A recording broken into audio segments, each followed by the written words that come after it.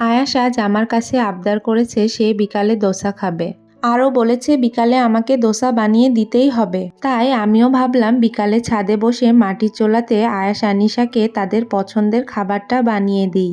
ওদেরও ছাদে খেলা হবে আর আমিও শুধু শুধু বসে না থেকে ওদের বিকালের নাস্তাটা তৈরি করে ফেলতে পারবো। এত সুন্দর প্রকৃতির হাওয়াটাও উপভোগ করতে পারবো।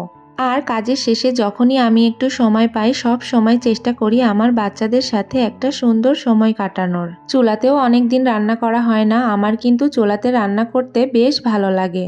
চুলাটাও প্রায় ছাদে পড়ে থাকতে থাকতে নষ্টই হয়ে গেছে। ভাবছি নতুন একটা চুলা কিনবো আর সেই চুলাতে সুন্দর সুন্দর রান্না করে আপনাদের জন্য সুন্দর সুন্দর ভিডিও তৈরি করব। অনেকদিন তো চুলাটা ধরানো হয় না, ধরাতে গিয়ে তো ধোয়াতে আমার চোখ মুখ জ্বলে ছাই হয়ে যাচ্ছিল। খালামণির চুলাতে রান্না করা রুটি বানানো যে তাওয়াটা ছিল ভাবলাম ওটাতেই বানাবো, কিন্তু তাওয়াটাতে দিয়ে দেখি দোসা উল্টানোই যাচ্ছে না, নষ্ট হয়ে যাচ্ছে।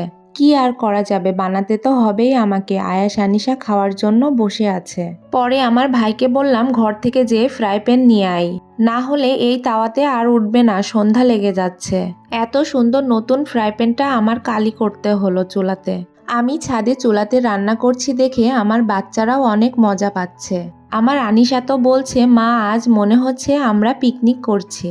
আমার আয়াস তো দোসা পেয়ে সেই খুশি, এখন আনিশা অপেক্ষায় আছে কখন তার দোসাটা হবে।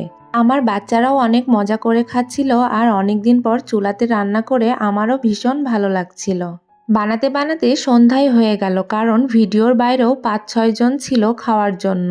বিকালটাও আজ আমাদের অনেক ভালো কাটলো, দোসাটাও অনেক মজা হয়েছিল। ভিডিওটি আপনাদের কাছে ভালো লেগেছে কিনা আমাকে জানাবেন, আর নতুন নতুন ভিডিও দেখতে হলে অবশ্যই আমার পেজটিকে ফলো করবেন। আল্লাহ হাফেজ।